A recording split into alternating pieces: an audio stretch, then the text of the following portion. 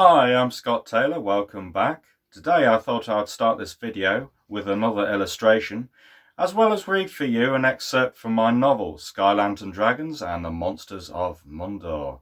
Stay tuned.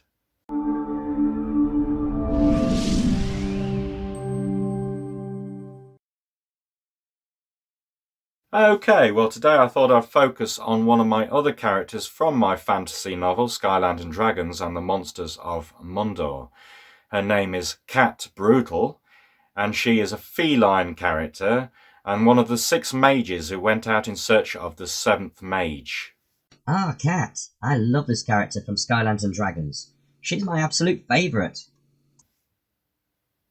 Okay, well, if you love this character that much, why don't you explain to the viewers out there just who this Catburglar is? I mean, tell us a bit more about her. Don't mind if I do. Okay, the book is called Sky Lantern Dragons and the Monsters of Mundor.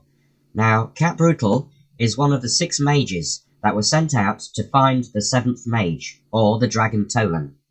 She is arguably one of the youngest of the 7 mages, next to Prince Fabian of course. She has youth and agility, though, dare I say it, her youthful and impetuous nature has led her to make rash decisions. For example, when they were on their first mission together, they found themselves quickly on an alien city in the clouds. Instead of staying to plan their next strategy, Catburglar decided to wander off. She wound up getting lost and alone in an alien city.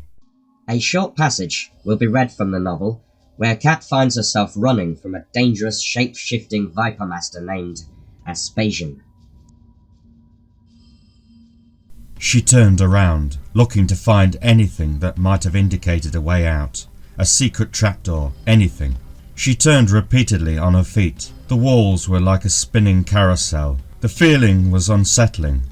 It was like being caught in some kind of dimensional shift. There appeared a door, suddenly, but not a conventional door. There was no lintel or framework, only momentary lapses of time, a discrete relocation of matter. Before she knew what was happening, she had been transported, molecule by molecule, to another part of the city. Cat found herself unexpectedly standing in a very different place.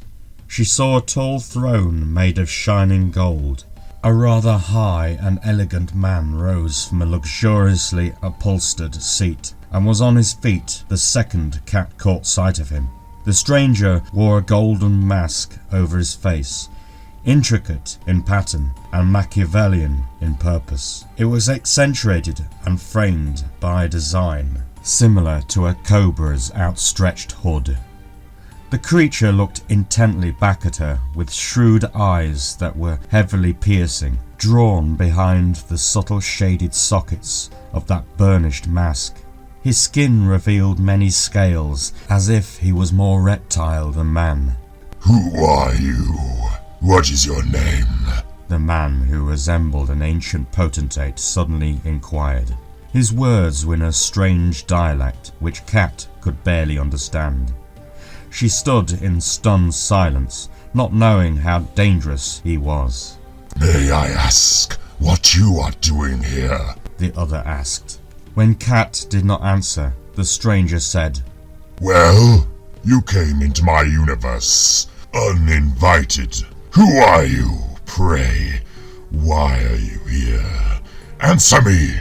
As his anger and fury rose from the trough of his diaphragm, he was instantly joined by another man, if a man is what you could call him, for like the being that had spoken, he too had reptilian features.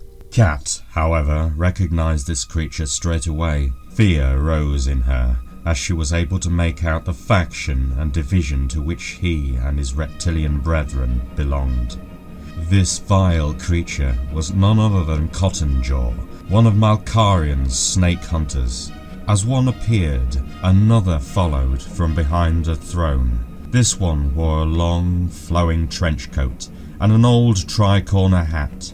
His face was fully elongated, and his mouth was full of rows of serrated teeth. He was acknowledged as Coachwhip. Then another warrior came into full view, followed by another and another. These 3 were known primarily as Hooknose, Sawscale, and the Black Monder. 3 very dangerous snakes indeed. The one who had appeared first, the creature standing directly behind the throne, reached up with a clawed hand to activate the mask he was wearing. The golden and intricately carved visor gave a small but audible hissing sound as it parted slowly in the center nomenclature and then lifted steadily of its own mechanics to reveal a real face, a scaly, alien face which Cat now recognized. This was their general, the fearless Aspasian. Cat began to back away slowly, knowing full well she was well and truly in trouble. Why do you not answer? Aspasian demanded, losing his patience. I'll ask you again. What are you doing here? Cat continued to back away. She was almost to the door. Do you know where you are? The general challenged. Again, Cat did not answer. After all, she had a rough idea. This is the world of the science and mystery. Malkarian's general aimed to enlighten her. This is the world that created us, the Viper Masters. If I was to give you a history, I would say that this is the world from whence we came, now very much shattered, fractured, and timeless. We were born here. We were raised here as our masters used this technology to reach your world. It is run by scavengers now, but it is still where it all began. Right here in the forge. The mage continued to step backwards. The general began to take a series of large steps towards her also. His enormous red robes swirled and danced around his feet as he moved. He began to pick up speed with every stride. The snake known as Coachwhip whirled his powerful cat-o'-nine-tails above his head and brought it swiftly to the floor that made a piercing thrack upon the marble.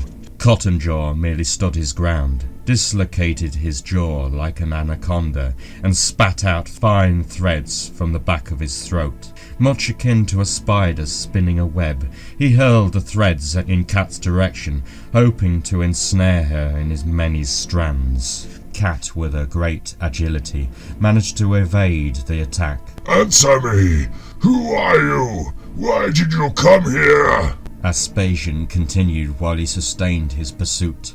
You can run, but against my power you are helpless to evade capture.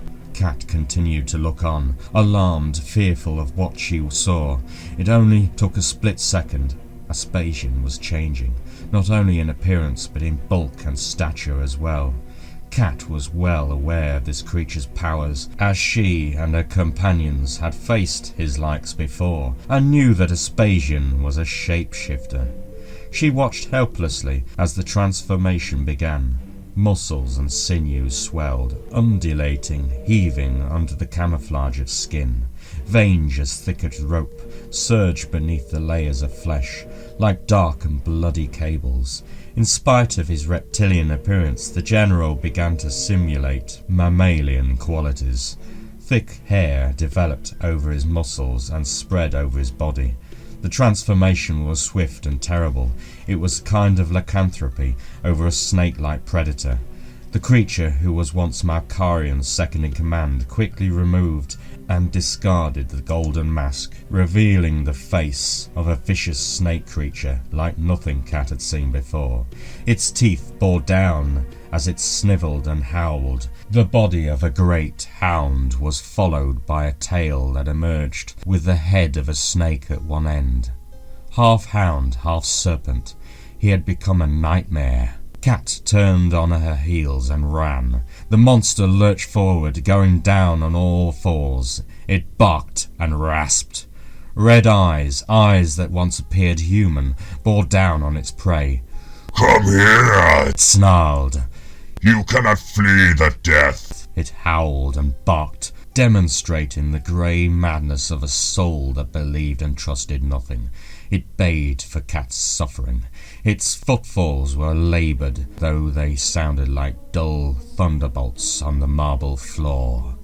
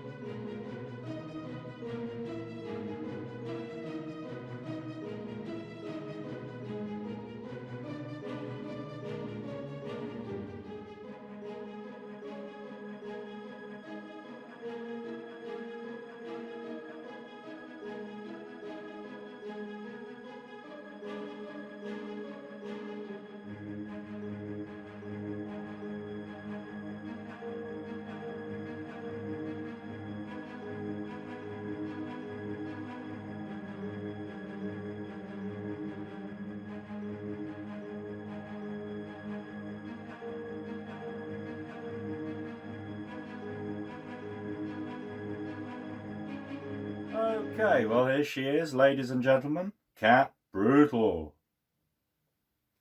Okay, if you'd like a copy of my novel, Skyland and Dragons and the Monsters of Mundor, it is available now on Amazon, priced at £6.99.